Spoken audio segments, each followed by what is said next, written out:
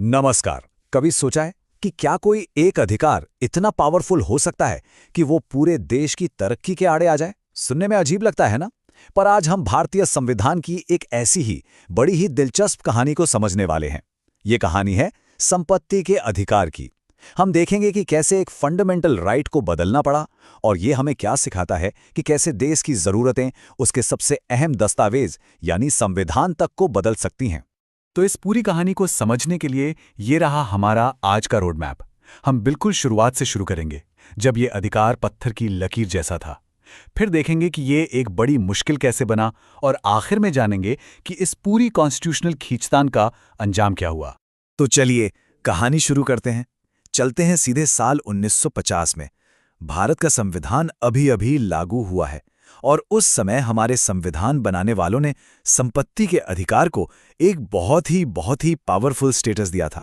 तो 1950 में संविधान ने संपत्ति के अधिकार को एक मौलिक अधिकार यानी एक फंडामेंटल राइट की गारंटी दी। अब जरा सोचिए इसका मतलब क्या है। ये असल में नागरिकों के लिए सरकार के खिलाफ एक बहुत मजबूत ढाल थी।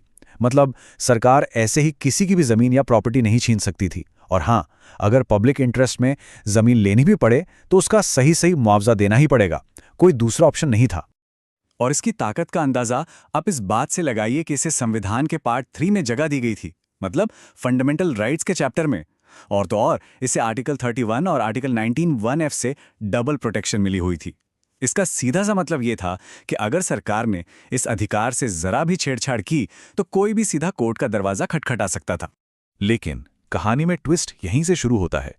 ये जो इतना मजबूत अधिकार था ना, आज़ादी के फौरन बाद ही एक बहुत बड़े टकराव की वजह बन गया। एक ऐसी मुश्किल खड़ी हो गई जिसने आने वाले कई दशकों तक एक बड़ी कॉन्स्टिट्यूशनल डिबेट छेड़ दी। देखिए, एक तरफ था नया नया आज़ाद भारत जहां जमींदारी सिस्टम था, मतलब देश की ज्यादातर जमीन मुट्ठी भर लोगों के पास थी। और दूसरी तरफ थे करोड़ों किसान जिनके पास अपनी जमीन ही नहीं थी। तो सरकार के सामने सबसे बड़ा चैलेंज था इस गैर बराबरी को मिटाना। एक फेयर सोसाइटी बनाने के लिए लैंड रिफॉर्म्स यानी भूमि सुधार बहुत बहुत जरूरी थे। और बस यहीं से असली दिक्कत शुरू हुई। सरकार जब भी भूमि सुधार के लिए कोई कानून लाती, बड़े बड़े जमींदार और प्रॉपर्टी वाले लोग इसी फंडामेंटल राइट को अपनी ढाल बनाकर सीधा कोर्ट पहुंच जाते थे। तो एक तरह से सरकार के सोशल रिफॉर्म के पूरे एजेंडे पर ही ब्रेक लग गया। अब इस टकराव ने पार्लियामेंट और जुडिशरी के बीच एक लंबी संवैधानिक खींचतान शुरू कर दी।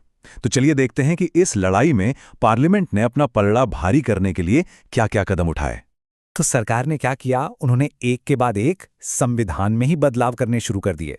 जैसा कि इस टाइमलाइन में दिख रहा है, 1951 में बिल्कुल पहले ही अमेंडमेंट से लैंड रिफॉर्म कानूनों को कोर्ट से बचाने की कोशिश हुई।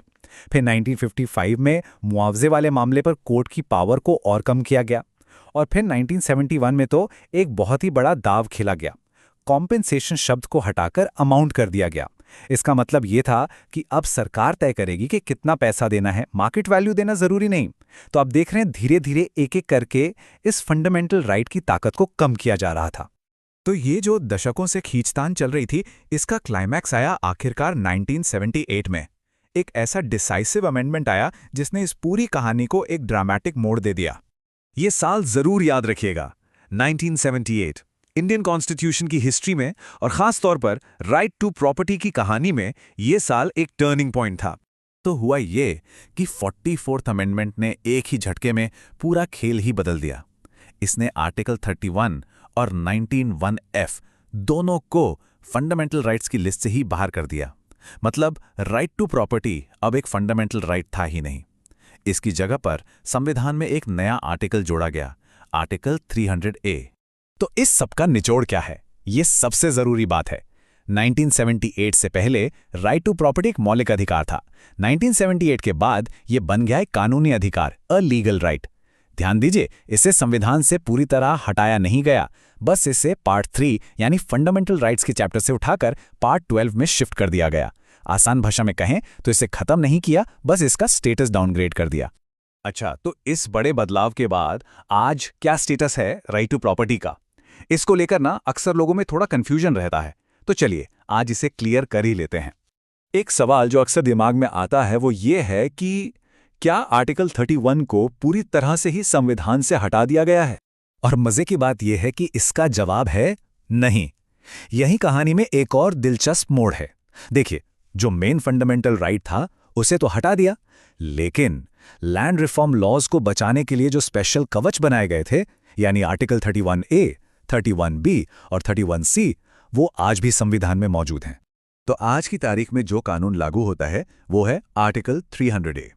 ये कहता है कि सरकार किसी को भी उसकी संपत्ति से दूर नहीं कर सकती, save by authority of law, यानी कानून के बिना नहीं।